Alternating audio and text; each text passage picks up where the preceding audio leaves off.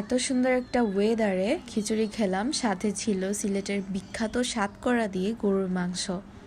আজকে সারাদিন কি কি খেলাম তাই শেয়ার করছি আপনাদের সাথে।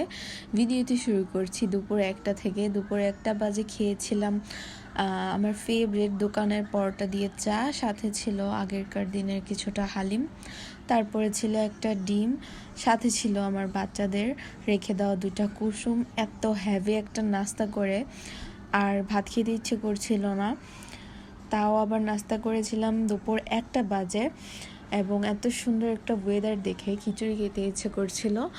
দেন দুপুর টাইমে খাবার খাইনি যদিও, কিন্তু খাবার খেয়েছিলাম সন্ধ্যা 7টার দিকে। তো খাবারগুলো নিয়ে বসে গিয়েছিলাম। আজকের মেনুতে ছিল ভুনা খিচুড়ি, বেগুন ভর্তা, মাছের তরকারি, আর সাথে ছিল সিলেটের বিখ্যাত সাতকরা দিয়ে গরুর মাংস। যদিও আমি সাতকরাটা নেইনি খেতে, ওটা একটু বেশি টক ছিল, তারপরও গরুর মাংসটা খেতে খুবই ভালো হয়েছিল। আজকের খাবারগুলো প্রতিটা রান্নায় খুবই মজা হয়েছিল। খাবারের সাথে প্রতিটা বাইটে লেবু আর কাঁচামরিচ দিয়ে খেতে খুবই ভালো লাগছিল।